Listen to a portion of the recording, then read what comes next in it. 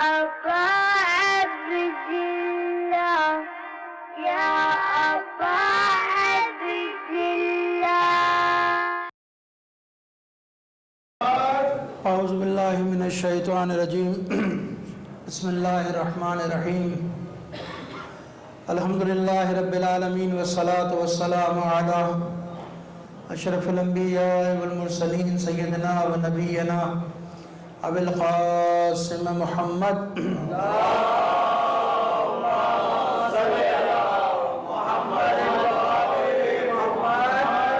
وعلى طيبين الطاهرين المعصومين المظلومين ولعنة الله على أعدائهم أجمعين من الآن إلى قيام يوم الدين. أما بعد فقد قال الله تعالى في محكم كتابه المبين وهو أصدق القائلين قوله الحق. بسم الله الرحمن الرحيم. إن هذا القرآن يهدي للتي هي أقوم ويبشر المؤمنين الذين يعملون الصالحات ان لہم اجرا کبیرا. صلوات بھیجیے محمد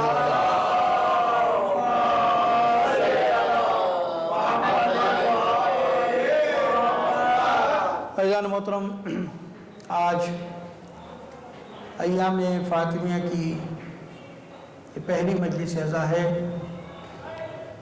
جس آیت کو میں نے آپ کے سامنے سرنامہ کلام قرار دیا، تلاوت کا شرف پایا. پروردگار عالم اس آیت میں انسان کی ہدایت، انسان کی رہنمائی اور انسان کو سیدھے راستے پر چلنے کی دعوت فکر دے رہا ہے، دعوت دے رہا ہے کہ کن راستوں پر انسان چل کر دنیا کی اور آخرت کی سعادت حاصل کر سکتا ہے، کن راستوں پر چل کر انسان دنیا اور آخرت میں سعادت مندوں میں شمار ہو سکتا ہے. اور پروردگار عالم نے اس آیت میں ارشاد فرمایا کہ دیکھو بے شک یہ قرآن جو ہم نے نازل کیا، ان ھذا القرآن، یہ قرآن ایک ایسی کتاب ہے، ایسا کلام ہے جو انسان کی رہنمائی کرتا ہے، جو انسان کی ہدایت کرتا ہے بالکل صراط مستقیم کی طرف، سیدھے راستے کی طرف. قرآن سیدھے راستے کی طرف انسان کی رہنمائی کرتا ہے، سیدھے راستے کی طرف انسان کی ہدایت کرتا ہے. وبشر المؤمنین، اور اسی قرآن میں پروردگار کہہ رہا ہے کہ ہم نے صاحبان ایمان کے لیے خوشخبری رکھی ہے، بشارت رکھی ہے. کون صاحبان ایمان؟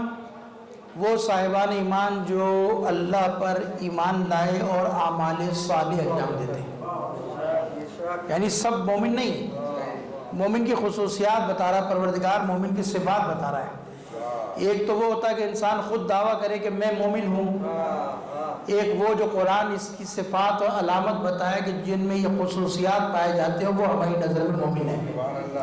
تو پروردگار کون سے مومن کہہ رہا ہے؟ قرآن ہدایت کرے گا کہ وہ جو اللہ پر ایمان رکھتا ہو اور اللہ کے ایمان کے ساتھ ساتھ نیک اور اعمال صالح انجام دیتا ہو. انہی لوگوں کے لیے پروردگار آگے بڑھ کر کہہ رہا ہے کہ دیکھو یہ جو نیک اعمال کرنے والے ہیں، پروردگار پر ایمان لانے والے ہیں، ہم نے انہی افراد کے لیے، انہی لوگوں کے لیے اپنی بارگاہ میں ایک اجر کبیر، ایک اجر عظیم محفوظ کر دیا ہے. ان کے لیے روز قیامت ہم ان کو اس اجر عظیم سے نوازیں گے، وہ اجر عظیم انہیں عطا کریں گے. خلاصہ کلام یہ کہ انسان کی ہدایت اور رہنمائی کر رہا ہے پروردگار قرآن کے ذریعے. قرآن ایک ایسی کتاب ہے کہ جو قیامت تک انسان کی رہنمائی کرے گی. یہ تھوڑا سا مقدمہ بنا لیں، پھر ہم اپنے موضوع کی طرف آئیں گے.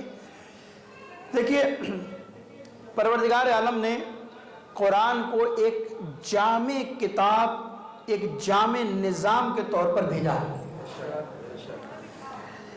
یعنی قرآن اتنا جامع ہے، قرآن کی تعلیمات اور قرآن کی ہدایت اتنی جامع ہے کہ قیامت تک آنے والا انسان اگر قرآن سے رہنمائی لے تو پروردگار کہہ رہا ہے کہ میری ضمانت ہے کہ انسان کبھی بھٹک نہیں سکتا.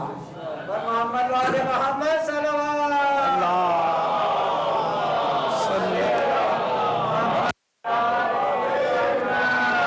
کیونکہ پروردگار قرآن میں کہہ رہا ہے ہم نے کتاب کو نازل کی، ایسی کتاب جو سیدھے راستے کی طرف ہدایت کرتی ہے، رہنمائی کرتی ہے انسان کی. تو یہ طے ہے کہ پروردگار عالم نے جو انسان کی ہدایت کے لیے جس کتاب کو بھیجا، جس کتاب کو نازل کیا ہے انسان کی رہنمائی کے لیے، وہ ایسا جامع دستور، ایک ایسا جامع دستور عمل بنا کر بھیجا کہ اگر انسان اس پر عمل کرے، انسان اس کے اوپر عمل پیرا ہو جائے تو قیامت تک گمراہی کے نزدیک پھٹک نہیں سکتا انسان گمراہی کے نزدیک جا نہیں سکتا اگر قرآن کو اپنا لے، قرآن کے راستے پہ عمل کرے تو یہ طے ہے۔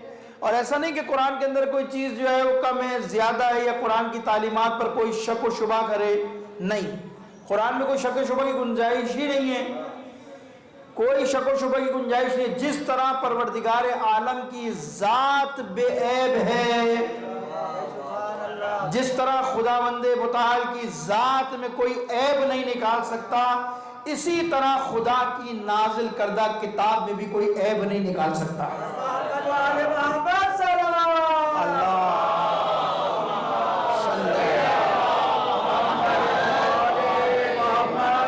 اس میں کوئی عیب نہیں نکال سکتا، اس میں کوئی انسان جو ہے وہ یہ نہیں کہہ سکتا کہ قرآن کے اندر نعوذ باللہ یہ عیب ہے، یہ نہیں ہے۔ اور قرآن میں ساری چیزوں کا احاطہ کر دیا پروردگار عالم نے، یعنی کوئی چیز ایسی نہیں ہے جو پروردگار عالم نے اس کتاب سے باہر رکھی ہو۔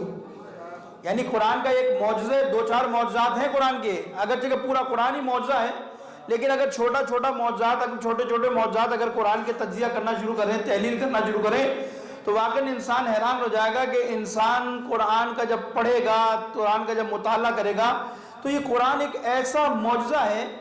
میں سارے معجزات ایک طرف میں قرآن کا اگر ایک ظاہری معجزہ آپ کے سامنے بیان کروں تو آپ حیران رہ جائیں گے کہ خدا کے کلام کے اندر کیسی تاثیر ہے، خدا کے اندر کلام کے اندر کیسا اثر پایا جاتا ہے۔ کہ دیکھیے آپ تو ہر طبقے کا انسان یہ بیٹھا ہے، ہر انسان کو زندگی میں کوئی نہ کوئی موضوع بڑا پسند ہوتا ہے، ہوتا نہیں ہوتا؟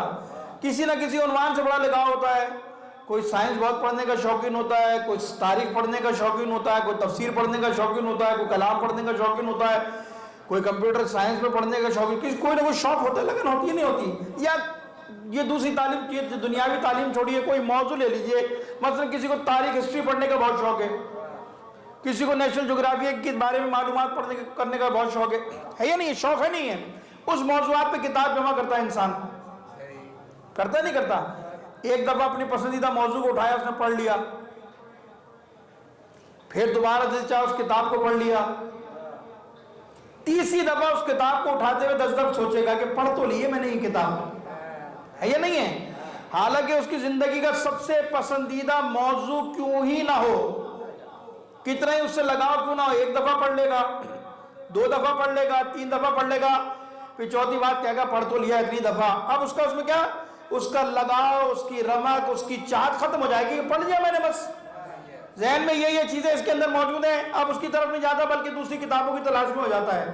یعنی نتیجہ خلاصہ یہ کہ انسان کا کتنا ہی موضوع پسندیدہ کیوں نہ ہو، کتنا ہی دلچسپ موضوع کیوں نہ ہو، وہ 1 دفعہ پڑھ لے گا، 2 دفعہ پڑھ لے گا، پھر کتاب بند کر کے رکھ دے گا، ساری زندگی لائبریری میں پڑھی رہے گی، لیکن اس کی طرف جائے گا نہیں، وَإِلَّا یہ کہ کبھی کوئی حوالہ دیکھنے کے لیے چاہیے ہوا تو جائے گا، ایسا ہے یہ نہیں ہے؟ لیکن یہ قرآن کا اعجاز سمجھ میں نہیں آتا انسان کے، یہ قرآن کا موضوع سمجھ میں نہیں آتا کہ 1400 سال پہلے قرآن نازل ہوا، آج تک مسلمان قرآن کی تلاوت کرتا چلا آ رہا ہے، کرتا چلا آ رہا ہے، کرتا چلا آ رہا ہے۔ مسلمانوں میں کوئی ایک انسان لا کر بتا دو یہ کہتا نظر آتا ہو کہ قرآن پڑھ پڑھ کے میرا دل بھر گیا، کوئی ایک آدمی یا بدبخت ہو تو ہو، لیکن کوئی ایمان رکھنے والا، کوئی مومن آدمی ایک لا کر دکھا دو جس سے یہ پوچھو کہ بھائی آپ نے قرآن کتنی دفعہ کہا، میں نے 40 سال عمر ہے، 40 سال میں نے 40 دفعہ قرآن پڑھا، کیا آپ کا دل بھر گیا؟ فوراً کہے گا نہیں، دل نہیں بھرتا، بلکہ جو قرآن پڑھتا ہوں میری روح اور ایمان تازہ ہوتا چلا جاتا ہے۔ صلوات بھیجیے۔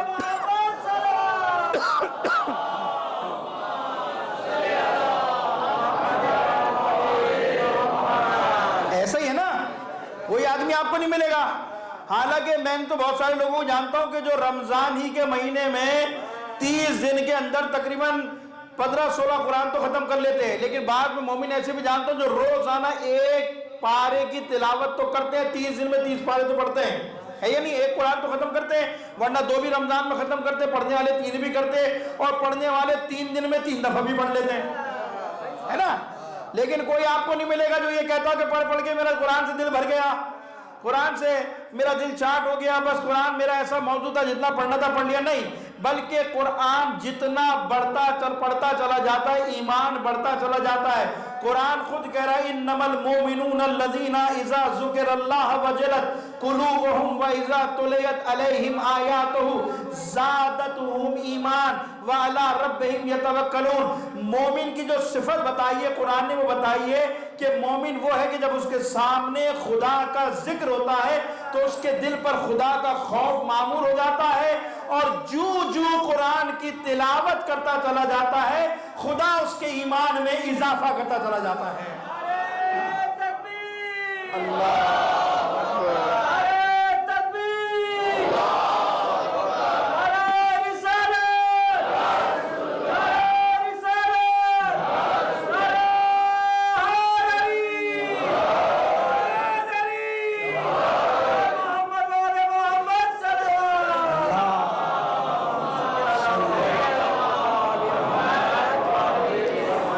سادہ مثال میں نے آپ کی قرآن کا ایک چھوٹا سا معجزہ یہ ہے کہ قیامت تک پڑھتے رہو گے لیکن دل نہیں بھرتا قرآن کی تلاوت سے۔ یہ کلام الہی کا اعجاز ہے، یہ کلام الہی کا اثر ہے جو انسان کی روح پر پڑتا ہے، جس کی وجہ سے انسان کی روح تر و تازہ ہو جاتی ہے۔ انسان بلکہ قرآن تو روح کی کیا بات کر رہے ہیں، قرآن کی تاثیر تو یہ ہے مردے پہ پڑھو تو مردہ زندہ ہو جاتا ہے، تاثیر ہے۔ چھٹے امام کی حدیث ہے، امام جعفر صادق علیہ السلام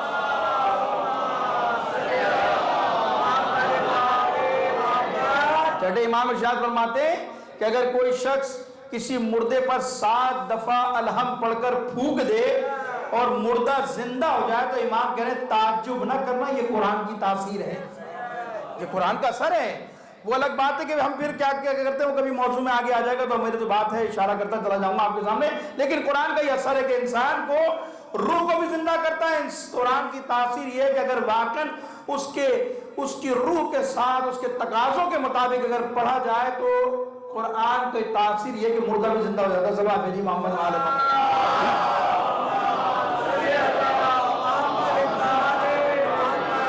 تو یہ ایسی ہدایت کرنے والی کتاب ہے جو قیامت تک انسان کی رہنمائی کرے گی، قیامت تک انسان آتا رہے گا، اس کی رہنمائی ہوتی رہے گی۔ اس کی دو چیزیں ایسی ہیں، جس طرح قرآن پڑھنے سے انسان کے ایمان میں اضافہ ہوتا ہے، جس طرح قرآن پڑھنے سے ایمان تازہ ہو جاتا ہے، اسی طرح جس طرح قرآن کے ساتھ اہل بیت کو قرار دیا ان کا ذکر سننے سے بھی ایمان تازہ ہو جاتا ہے، یہ نہیں ہے؟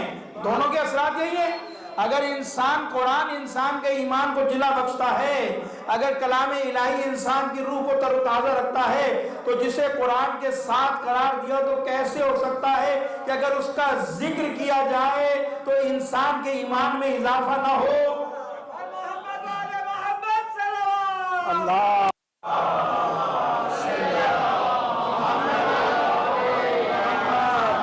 یعنی اہل بیت کا ذکر بھی ایمان میں اضافہ کرتا ہے۔ ان مجالس میں بیٹھ کر انسان کے ایمان میں، تقوی میں، عمل میں اضافہ ہوتا چلا جاتا ہے۔ یہ برکت ہے ان مجالس کی۔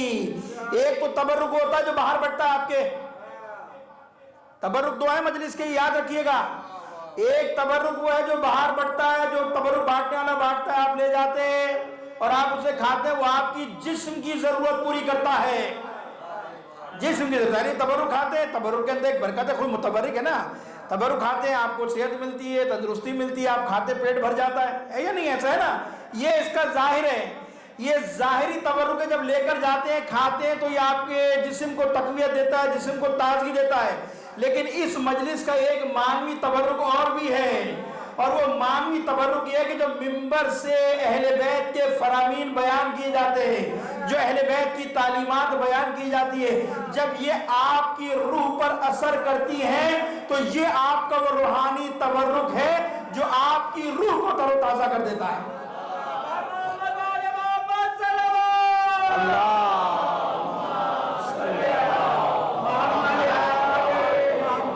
تبرک معنوی تو یہی ہے نا کہ زندگی میں انسان جب فرش ازا پر آتا ہے تو کیا ہوتا ہے؟ انسان کی روحانی، انسان کی معنوی ترقی کا مجلس سبب بنتی ہے۔ اس لیے کہتے ہیں کہ اپنے بچوں کو مجلس میں لایا کرو۔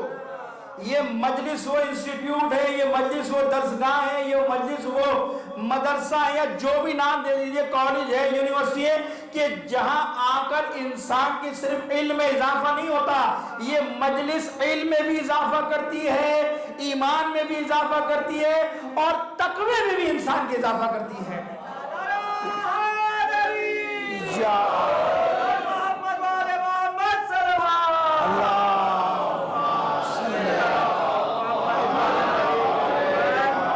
یہ بہترین ذریعہ قرآن اور اہل بیت دونوں بہترین ذریعہ انسان کی ہدایت کا، اور یہی وہ ذریعہ ہے کہ جس کے ذریعے انسان خدا کا تقرب حاصل کر سکتا ہے۔ قرآن کہنا نا یا ایھا الذین آمنوا اتقوا اللہ وابتغوا الیہ الوسیلہ، لوگو خدا تک پہنچنے کے لیے وسیلہ تلاش کرو۔ یہ نہیں کہا وسیلہ پکڑ لو، اگر وسیلہ پکڑنے کی بات ہوتی تو بہت سارے لوگوں نے بہت ساروں کا دامن پکڑ لیا تھا رسول کے بعد۔ انہوں نے یہ نہیں کہا تھا کہ وسیلہ پکڑ لو، کہ وسیلہ تلاش کرو۔ ہر آدمی تمہیں خدا تک نہیں پہنچا سکتا۔ جس طرح چوراہے پہ کھڑا ہوئے انسان سے آپ یہاں کون سی چورنگی کہلاتی ہے، آپ کی یہاں کھڑے ہو جائیں اور وہاں سے پوچھیں آل محمد امام بارگاہ کہاں ہے، تو چوراہے پہ کھڑا ہوا آدمی پہنچا دے گا آپ کو؟ نہیں پہنچائے گا۔ جو لا بلد ہوگا، جو راستہ نہیں جانتا ہوگا، آپ اس سے پوچھیں گے بھائی آل محمد کہاں ہے امام بارگاہ، وہ آپ کو کہیں ادھر بھیج دے گا ادھر بھیج دے گا۔ ایسے ہی ہوگا نا، مرکز پہ نہیں پہنچ سکیں گے، امام بارگاہ نہیں پہنچ سکیں گے۔ کیوں؟ اس میں اس کو قصور نہیں ہے، قصور آپ کا کہ آپ نے پوچھا راستہ اس سے کہ جو جاہل ہے، جو راستہ جانتا ہی نہیں، وہ آپ کو کیا بتائے گا؟ یعنی نہ جاننے والا یعنی جاہل، لا بلد ہے، وہ جانتے نہیں کہ امام بارگاہ کی طرف کون سا راستہ جا رہا ہے۔ تو یہ پوچھنے والے کا قصور ہے، کس سے راستہ پوچھ رہے ہو۔ لیکن وہاں کوئی کھڑا ہوا ہے، اہل محلہ کا انسان، محلے کا کوئی شخص کھڑا ہو سے پوچھو بھائی آل محمد امام بارگاہ کہاں ہے، تو پھر وہ رہنے والا جو یہاں کا رہائشی ہوگا ایک راستہ نہیں بتائے گا، وہ یہاں تک پہنچنے کے لیے کئی راستے بتائے گا۔ یہاں سے بھی آل محمد آئے گا، اس گلی سے چلے جاؤ وہاں آل محمد آئے گا، وہاں سے گھوم کے جاؤ آل محمد آئے گا۔ کیوں کہ وہ یہاں کا رہائشی ہے، وہ جانتا ہے کہ مرکز پر آنے کے لیے کون کون سے راستے ہیں۔ تو ہم یہی تو کہتے ہیں خدا تک پہنچنا کوئی آسان کام نہیں ہے۔ خدا تک وہ پہنچائے گا کہ جو خدا تک جانے کا راستہ جانتا ہوگا، جو خدا کو پہچانتا ہوگا۔ اور یہ سوائے نبی نے علی کے علاوہ کسی کے لیے نہیں کہا کہ اے علی خدا کو کسی نے نہیں پہچانا، میں نے پہچانا یا تو نے پہچانا۔ اے علی محمد کو کسی نے نہیں پہچانا، یا تو اللہ نے پہچانا یا تو نے پہچانا۔ اور اے علی تجھے کسی نے نہیں جانا، یا تو خدا نے جانا یا میں نے جانا۔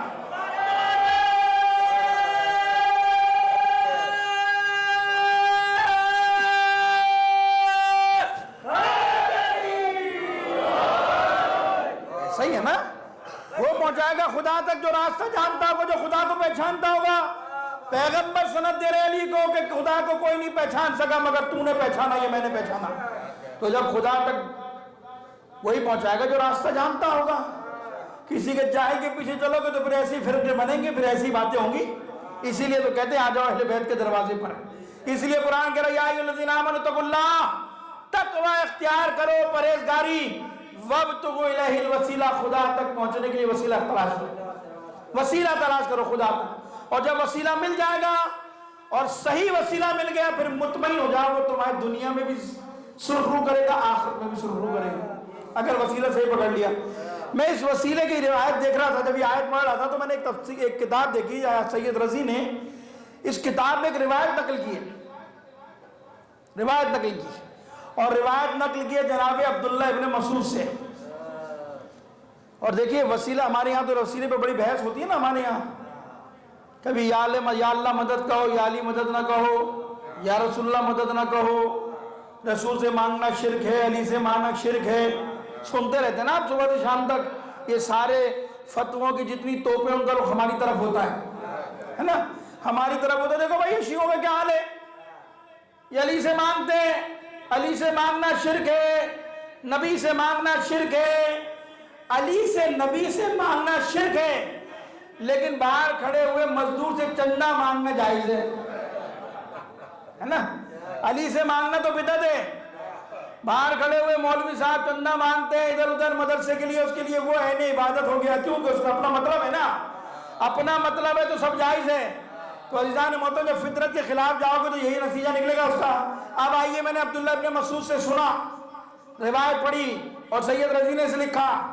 سید رضی کہتے ہیں کہ ایک دفعہ میں پیغمبر، رضی لکھتے ہیں کہ عبداللہ ابن مسعود ایک دن پیغمبر کی خدمت میں آئے، یہ وسیلے کی بات کر رہا ہوں. آنے کے بعد کہتے ہیں یا رسول اللہ میں چاہتا ہوں کہ آپ مجھے حق دکھائیں، آپ مجھے حق دکھائیں تاکہ میں اس کی پیروی کروں، اس کے پیچھے چلوں، اس کی اتباع کروں. سوال کیا کیا؟ آپ مجھے حق دکھائیے تاکہ میں اس کے پیچھے چلوں، اس کی اطاعت کروں، اس کی پیروی کروں، اس کی اتباع کروں. پیغمبر نے حجرے کی طرف رخ کیا کہ چلے جاؤ اس حجرے میں. عبداللہ ابن مسعود کہتے ہیں کہ میں حجرے میں داخل ہوا تو میں نے دیکھا کہ میرے سامنے علی ابن ابی طالب کھڑے ہیں، میرے سامنے علی ابن ابی طالب کھڑے اور رکوع اور سجود میں مصروف ہے. عمل نماز پڑھیں، رکوع اور سجود کے بعد فارغ ہوئے اور کہنے کہ جب علی نماز پڑھ چکے تو میں نے دیکھا کہ علی نے ہاتھوں کو بلند کیا اور ہاتھوں کو بلند کرنے کے بعد کہتے ہیں کہ یا اللہ میں تجھے تیرے محبوب حبیب، تیرے رسول محمد مصطفیٰ کا واسطہ دیتا ہوں کہ میرے چاہنے والوں کے، میرے ماننے والوں کی روز قیامت مغفرت فرما، ان کے گناہوں کو معاف فرما. کون؟ علی نبی کے وسیلے سے دعا کر رہے ہیں کہ علی کہہ رہے کہ یا اللہ تیرے محبوب کا واسطہ، تیرے رسول کا واسطہ، محمد مصطفیٰ کا واسطہ کہ میرے ماننے والوں کی روز قیامت شفاعت فرما، ان کے گناہوں کو بخش دے. کہ جب عبداللہ ابن مسعود کہتے ہیں جب میں نے یہ منظر دیکھا تو میں آیا باہر کہ میں پیغمبر کو جا کر بتاؤں کہ علی آپ کے وسیلے سے دعا مانگ رہے ہیں، علی آپ کے وسیلے سے اپنی چاہنے والوں کی مغفرت طلب کر رہے ہیں. کہا جب میں نبی کے پاس آیا تو میں نے دیکھا نبی بھی سجدے میں رکوع میں مشغول ہے اور جب نماز سے فارغ ہوئے تو نبی نے بھی اپنے ہاتھ بلند کیے اور ہاتھ بلند کر کر دعا کر رہے ہیں اے پروردگار میں تجھے علی ابن ابی طالب کا واسطہ دیتا ہوں کہ میرے امت کے لوگوں کی شفاعت کر دے. یعنی عبداللہ ابن مسعود کہتے ہیں میں وہاں گیا تو وہاں علی نبی کے وسیلے سے دعا کر رہے تھے، یہاں آیا نبی علی کے وسیلے سے اپنی امت کی بخشش کی، شفاعت کی دعا کر رہے تھے. کہ یہ منظر دیکھ کر میں حیران ہوا، پریشان ہوا، نزدیک تھا کہ غش کھا کر گر جاتا. کہ پیغمبر آواز دے کر کہتے اے عبداللہ ابن مسعود کیا ایمان لانے کے بعد کفر اختیار کرنا چاہتے ہو؟ کہا نہیں یا رسول اللہ خدا کی پناہ چاہتا ہوں، خدا کی پناہ میں رہنا چاہتا ہوں، لیکن حیران اس بات پہ ہوں کہ جب علی کے پاس گیا علی آپ کا وسیلہ دے کر دعا کر رہے تھے، جب آپ کے پاس آیا آپ علی کا وسیلہ دے کر دعا کر رہے تھے. اب یہ بات سمجھ میں نہیں آتی کہ آپ دونوں کا مقام خدا کی نظر میں کیا ہے. یہ سمجھ کے پریشان ہوں اس بات پر کہ آپ کا اور علی کا مقام خدا کی بارگاہ میں کیا ہے. کہا عبداللہ ابن مسعود ہم تمہیں اپنا مقام اور مرتبہ بتائیں. بٹھا لیا رسول خدا نے. یہ ہے عزیزو، یہ ہے مقام. پیغمبر بتا رہے ہیں کہ ہمارا عظمت کیا ہے، ہمارا مقام کیا. بیٹھ جاؤ. کہا سنو عبداللہ ابن مسعود. اب روایت پرانی میں اس کا خلاصہ کروں گا تاکہ جناب سیدہ کی بات سے متصل کر دو اپنے موضوع پہ. عبداللہ ابن مسعود جانتے ہو پروردگار عالم نے جب کوئی چیز خلق نہیں کی تھی سب سے پہلے خدا نے میرے نور کو خلق کیا تھا. سب سے پہلا نور میرا نور ہے، میرے نور کو خلق کیا تھا. اول ما خلق اللہ نوری، پہلا نور میرا ہے. کہا پھر میرے ہی نور سے اللہ نے علی کے نور کو خلق کیا تھا. انا والی من نور واحد، میں اور علی ایک نور سے ہو گئے. کہا پہلے اللہ نے میرے نور کو خلق کیا جب کچھ بھی نہیں تھا، جب کائنات نہیں بنی، کچھ نہیں بنا، کچھ بھی نہیں تھا. اللہ نے میرے نور کو خلق کیا، پھر میرے نور سے علی کے نور کو خلق کیا. پھر خداوند متعال نے علی کے نور کو شگافتہ کر کر فاطمہ کے نور کو خلق کیا، پھر حسن کے نور کو خلق کیا، پھر حسین کے نور کو خلق کیا. کتنے نور؟ اللہ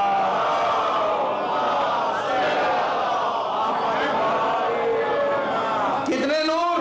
5 خدا نے پہلا میرے نور سے علی کے نور، اور علی کے نور سے پھر یہ 3 نور، سیدہ کا نور، حسن کا نور، حسین کا نور خلق کیا۔ پھر کہتے سن عبداللہ ابن مسعود یہ کائنات کیسے بنی یہ بھی سن لے، کہ جب میرے نور کو خلق کیا خدا نے تو میرے نور کو خلق کرنے کے بعد خدا نے میرے نور کو شگافتہ کر کر اس زمین اور آسمان کو بنایا تھا۔ یہ زمین اور آسمان میرے نور کی بدولت ہیں، یہ زمین اور آسمان میرے نور کے وسیلے سے بنے ہیں۔ اور یہ بھی سن لے میرا نور افضل ہے، زمین اور آسمان پست ہے، مفضول ہے۔ پھر اللہ نے علی کے نور کو شگافتہ کیا، علی کے نور کے 2 ٹکڑے کیے۔ پھر جانتا اللہ نے کیا کیا کہ چاند اور سورج کو بنا دیا۔ یہ چاند اور سورج علی کے نور سے خلق ہوئے ہیں۔ اور یہ بھی سن لے یہ چاند اور سورج مفضول ہیں، ان کا وہ مقام نہیں ہے، لیکن میرا بھائی علی ان چاند اور سورج سے افضل ہے۔ علی چاند اور سورج سے افضل ہے۔ پھر آگے بڑھ کر کہتے ہیں اللہ نے پھر لوح و قلم کو خلق کیا، حسن کے نور کو شگافتہ کیا، لوح و قلم کو خلق کیا۔ حسن افضل ہے، لوح و قلم مفضول ہے۔ پھر آگے بڑھ کر کہتے ہیں سن، پھر اللہ نے جنت کو اور حوروں کو خلق کیا، کس سے؟ میرے نواسے حسین کے نور سے۔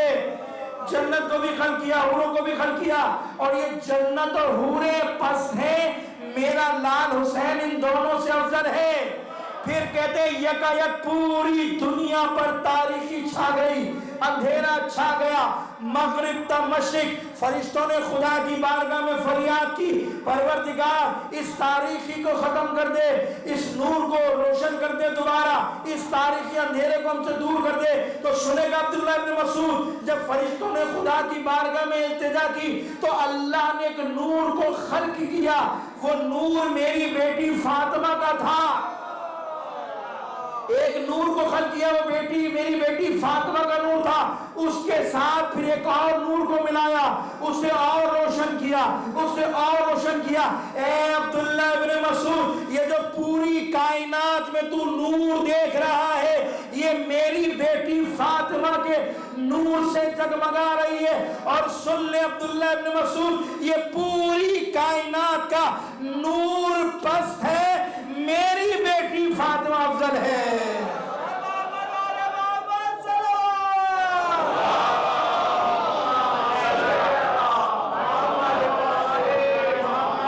یہ ہے مقام سیدہ، یہ ہے مقام اہل بیت، یعنی پیغمبر کہہ رہے ہیں ساری کائنات جو کچھ بھی ہے سب پست ہے، مفضول ہے، ہم اہل بیت ہیں جو وجہ تخلیق کائنات ہیں، ہمارے سبب سے کائنات بنی، ہمارا مقام یہ، ہمارے وسیلے سے خدا نے سب کچھ بنایا۔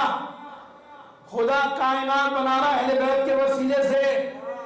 پروردگار کہتا میں ایک چھپا ہوا خزانہ تھا، میں نے چاہا کہ میں پہچانا جاؤں تو میں نے ان کے نور کو خلق کیا۔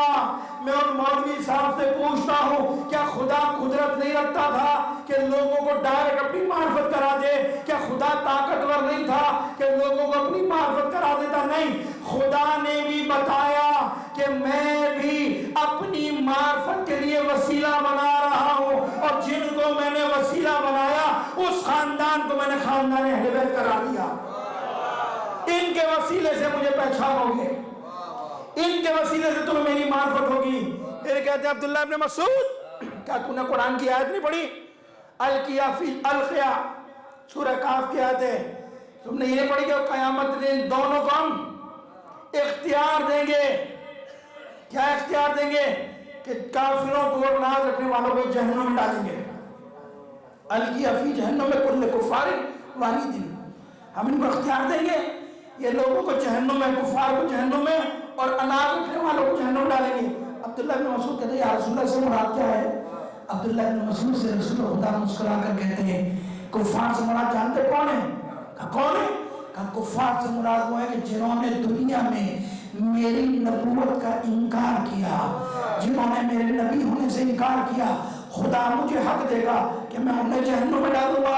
اور کہا اناج رکھنے والے کون ہیں؟ کہا یہ وہ ہیں کہ جو دنیا میں علی کی ولایت کے منکر ہوئے، جنہوں نے دنیا میں علی سے اناج رکھا، کل اللہ علی کو یہ اختیار دے گا کہ بغض و اناج رکھنے والوں کو علی جہنم میں ڈالے گا۔ صلوات بھیجئے محمد وعلیہ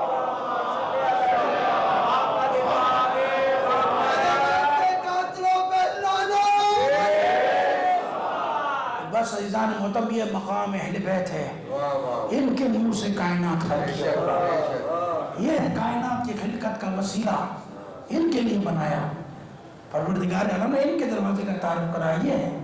اور عزیزوں یہ جو میں نے آپ کے سامنے روایت پڑھی نا کہ سیدہ کے نور سے پوری کائنات روشن ہو گئی، سیدہ کے نور سے پوری کائنات جگمگا گئی، روایت ہے جب سیدہ کی ولادت ہوئی ہے، صلوات بھیجیے محمد وعلی محمد،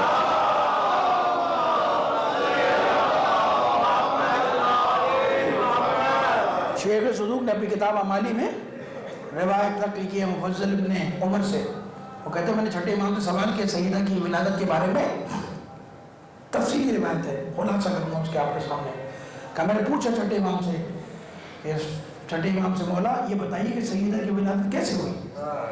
تو پیغمبر میں چھٹے امام فرماتے ہیں کہ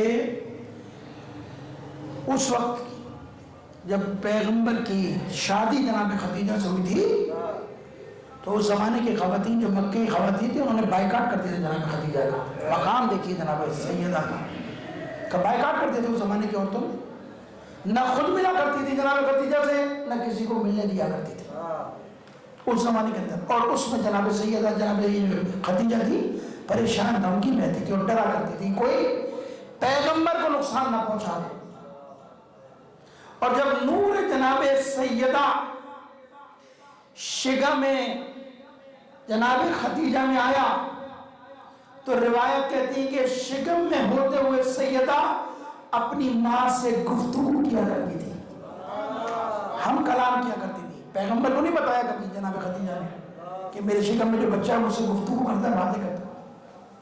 ایک دن پیغمبر گھر میں داخل ہوئے، دیکھا خدیجہ کس سے باتیں کر رہی ہیں، گفتگو کر رہی ہیں، پوچھا خدیجہ کس سے باتیں کر رہی تھی؟ مسکرا کر کہتی ہے اے رسول خدا یہ میرے شکم میں جو بچہ ہے میری اس غم کو میری اس تنہائی کو دور کرتا ہے، یہ مجھ سے باتیں کرتی ہے، گفتگو کرتا ہے۔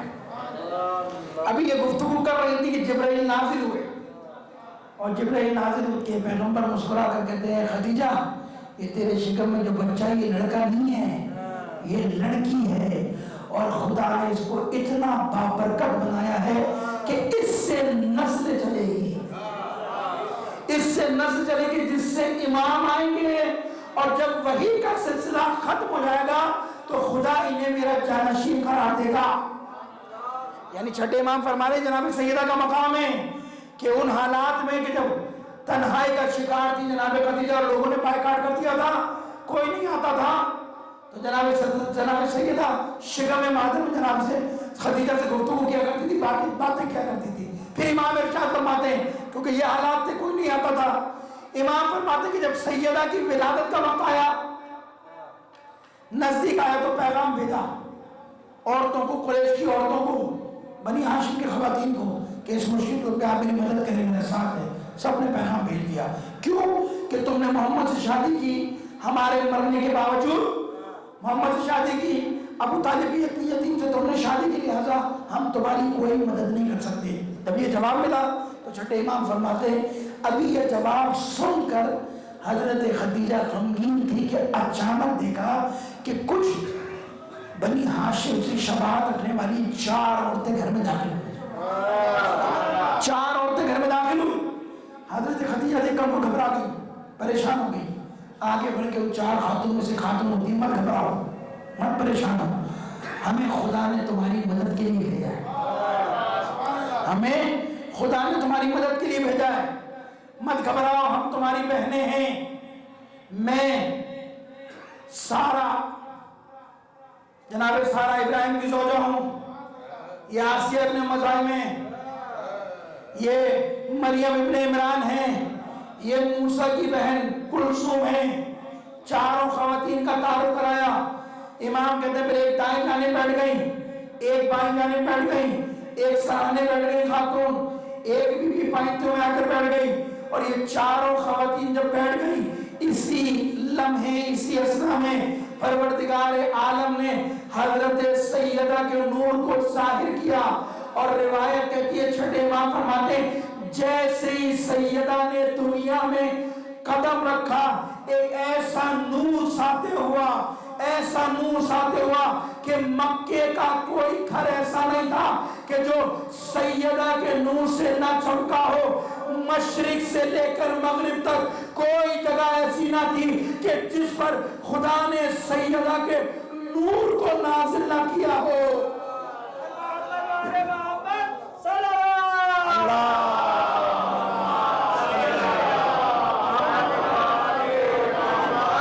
یعنی وہ نور جو پروردگار عالم نے جس نور سے سیدہ کو خلق کیا تھا، جب وہ اس دنیا میں آئی ہے وہ نور ساتھ ہوا سیدہ سے پورا مدینے کا کوئی گھر نہیں بچا. مشرق کا مغرب کوئی جگہ ایسی نہیں بچی کہ جس سے یہ مدینہ یہ مغرب اور مشرق منور نہ ہوا. اور روایت کہتی ہے کہ 3 بار یہ نور سیدہ کے دن میں جگمگاتا ہے. 3 بار. کسی نے پوچھا کس لیے؟ امام فرماتے 11ویں امام کہ پروردگار عالم امیر المومنین علی بن ابی طالب کے لیے سیدہ کے نور کو 3 بار روشن کرتا ہے. 3 بار. ایک صبح چاش کے وقت آفتاب کی طرح، ایک ظہر کے بعد چاند چمکتے ہوئے چاند کی طرح، ایک مغرب کے بعد چمکتے ہوئے ستارے کی طرح سیدہ کے نور کو علی ابن ابی طالب کے لیے خدا روشن کرتا ہے.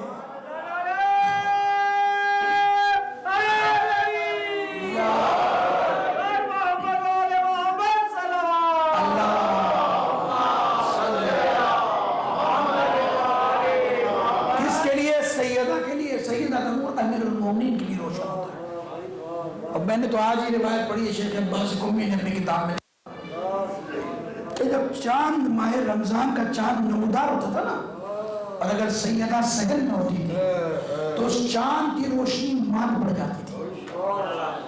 چاند کی روشنی شیخ عباس قمی نے لکھی روایت کہ وہ چاند کی روشنی دب جاتی تھی، چاند کی روشنی بجھ جاتی تھی، اور جب سیدہ اس چاند کے سامنے سے ہٹ جاتی تھی تو چاند لوگوں کو دکھائی دیا کرتا تھا. یہ ہے مقام سیدہ، یہ ہے نور سیدہ جو قیامت کے دن خدا نے اسی نور کو جس طرح روشن کرے گا. کل انشاءاللہ روایت کو آگے بڑھائیں گے. صلوات بھیجیے محمد وآلہ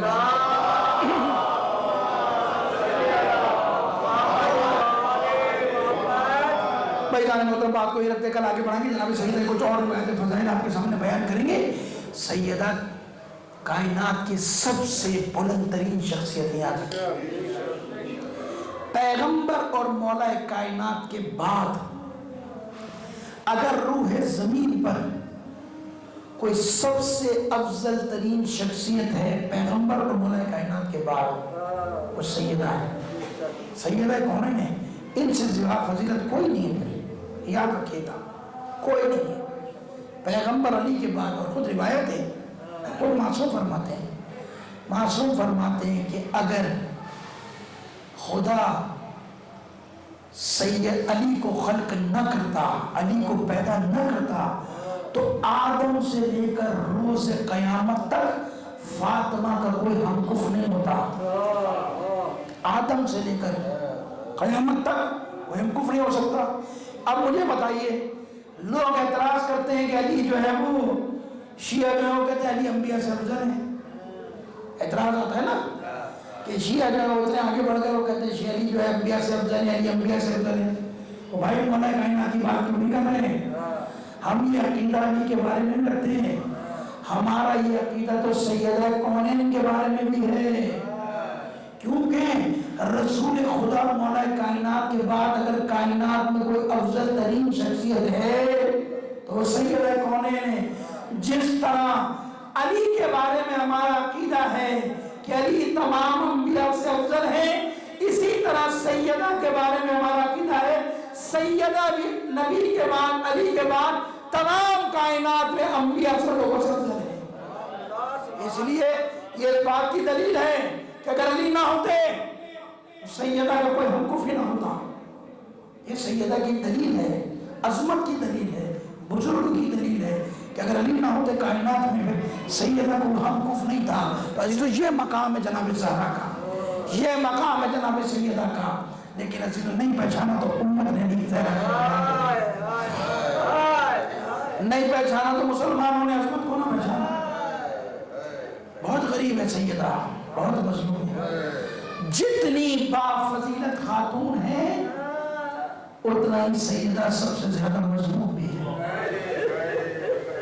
بہت مظلوم ہے، سوچ نہیں سکتے۔ ابھی آپ گھر جائیں گے نا، خدا سب کی اولاد کو سلامت رکھے، ابھی گھر جائیں گے نا، جن کی 18 سال کی بیٹی ہو نا، جن کے گھروں میں 18 سال کی بیٹی ہو، اور جا کر ذرا غور سے اپنی بیٹی کو دیکھے اور تصور کرنا کہ تمہاری بیٹی کا کیا نام تھا اور سیدہ کا کیا نام تھا۔ 18 سال کا سن ہے، 18 سال کی سن میں روایت نے لکھا کہ سیدہ کا یہ عالم ہو گیا تھا کہ سیدہ کی کمر جھک چکی تھی، سر پہ پٹی بندھی ہوئی تھی، عصا کا سہارا لے کر چلتی تھی، اور سر کے بال سیدہ کے سفید ہو رہے تھے۔ 18 سال کے علم میں کتنے مسائل ٹوٹے ہوں گے، کتنی مصیبتیں ٹوٹی ہوں گی۔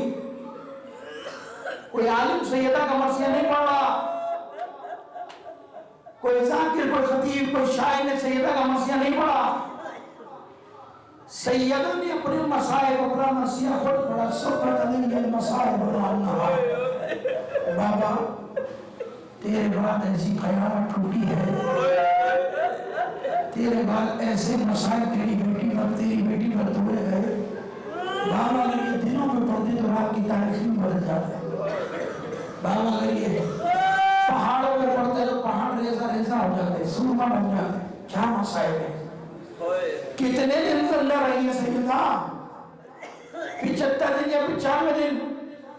ان 75 یا 95 دن میں ایسے کون سے مسائل آ گئے، ایسی کون سی مصیبت سیدہ پر ٹوٹی کہ سیدہ بوڑھی ہو گئی ہیں، سیدہ کے سر کے بال سفید ہو گئے۔ عزیز و روایت کہتی ہے ابھی رسول کی آنکھ بند ہوئے 3 یا 14 دن ہے، 3 یا 14 دن ہے، لوگ سیدہ کے دروازے پر آگ لے کر آ گئے۔ ابھی 14 دن ہے کہ لوگوں نے علی کے گلے پر رسی ڈالی ہے، ابھی 14 دن ہے کہ سیدہ کے دروازے کو جلا دیا گیا۔ اور صرف یہی نہیں ہے کہ سیدہ کو اپنا حق لینے کے لیے دربار میں جانا پڑا۔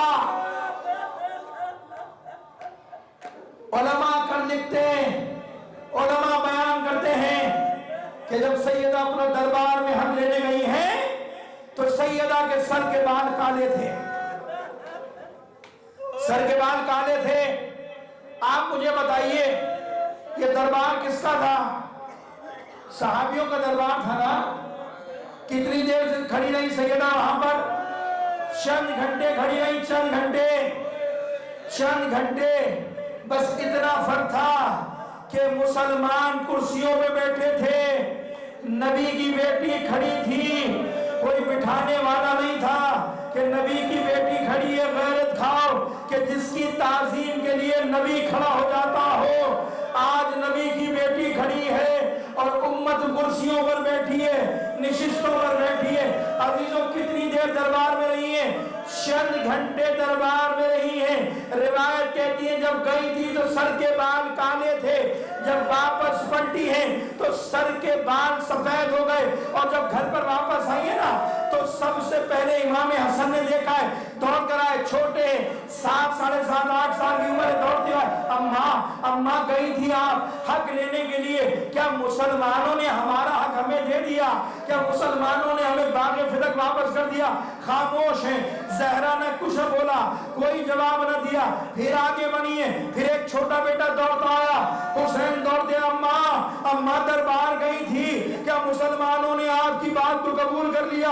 کیا مسلمانوں نے ہماری جاگیر کو پلٹا دیا؟ کوئی جواب نہ ملا۔ ابھی یہ فکروں میں ڈوبی ہوئی سیدہ حجرے میں داخل ہوئی، کیا دیکھا کہ ایک چھوٹی بیٹی ہے دوڑتی ہوئی آئی ہے اور ایک چیخ مار کر اپنے ماں کے سینے سے لپٹ کر روتی ہے اور چہرہ دیکھ کر کہتی ہے ارے اماں یہ تیرا کیا حال ہو گیا؟ اماں یہ تیرے سر کے بال کیسے سفید ہو گئے؟ جب جناب زینب نے فریاد کی تو زہرا نے زینب کو سینے سے لگا کر رو رونا شروع کیا، فریاد کرنا شروع کی. جناب زینب کہتی ہے ماں ارے آپ کے رونے کا سبب کیا ہے؟ سیدہ ایک جملہ کہتی ہے ارے بیٹا زینب میں نے اپنے بابا سے سنا ہے تو شرابی کے دربار میں جائے گی، بس یہی سوچ کے رو رہی ہوں. ارے میں مسلمانوں کے دربار میں گئی تھی، چند گھنٹے کھڑی رہی تو میرا یہ حال ہو گیا، لیکن زینب تو شرابی کے دربار میں جائے گی. اے زینب یہی سوچ کے رو رہی ہوں. آزاداران حسین اسی لیے تو کسی نے امام سجاد سے پوچھا تھا مولا سب سے زیادہ قیامت کا ٹوٹی، سب سے زیادہ مصیبت کا ٹوٹی؟ رو کر کہتے ہیں الشام الشام الشام، شام نے مجھے مار دیا. ارے سیدہ 4 گھنٹے دربار میں کھڑی رہی ہے، لیکن سیدہ کی بیٹی زینب ارے شام کے بازار میں 15 اذانیں سنتی رہی، 3 دن تک کھڑی رہی کہ کب بازار سجے گا، کب ہمارا قافلہ دربار میں جائے گا. اور سنو گے جب 3 دن بعد رسول کی بیٹیاں فاطمہ کی بیٹیاں بازار میں داخل ہوئی ہیں تو استقبال اس طرح سے کیا، کسی نے زینب کو پتھر مارا، کسی نے آگ پھینکی ہے، کسی نے تماشا دیکھا. ہائے غربت، اہل بیت کی مظلومیت. الا رحمۃ اللہ علی القوم الظالمین وسيعلم الذين ظلموا. پروردگار کے واسطے محمد والے محمد کے انہوں والوں پہ اپنی رحمت برکت نازل فرما. پروردگار تیری بارگاہ میں دعا کرتے ہیں تجھے سیدہ کی مظلومیت کا واسطہ، پروردگار تجھے سیدہ کے مسائل کا واسطہ، جو مومنین پریشان ہیں ان کی پریشانی کو دور فرما. پروردگار تیری بارگاہ میں دعا کرتے ہیں جو مجاہدین فلسطین میں جہاد کرنے میں کامیابی نصیب فرما. پروردگار اس مجلس میں کوئی بے اولاد بھی ہے، کوئی پریشان حال بھی ہے، کوئی مقروض بھی ہے، تجھے سیدہ کی ٹوٹی پسند کو حاصل مشکلات کو حاصل فرما. پروردگار جو مومن بیمار ہے بالخصوص ہمارا فرد بیمار ہے، پروردگار تجھے اس پر سیدہ کی عظمت کا واسطہ، سیدہ کی عظمت کا واسطہ تمام مومنین کو شفاء کاملہ عاجلہ فرما. پروردگار ہمارے گھروں میں اپنی رحمت برکت نازل فرما. پروردگار جنہوں نے سیدہ کو رلایا، جنہوں نے سیدہ پر در گرایا، تیری بارگاہ میں دعا کرتے پروردگار قیامت تک ان خبیثوں کو جن و انس کی لعنت کا مرکز قرار فرما، انہیں جہنم کے بدترین درجات میں قرار فرما.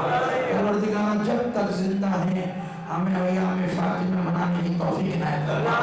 جن لوگوں نے اس وقت شہزہ میں اپنا حصہ ڈالا، پروردگار قیامت کے دن انہیں جناب سیدہ کی شفاعت نصیب فرما. ہم سب کی دعاؤں کو اپنی بارگاہ میں قبول فرما. حضرت حجت کی ضرورت میں تعجیل فرما. ہم سب کو ان کے عوام انصار میں شامل فرما.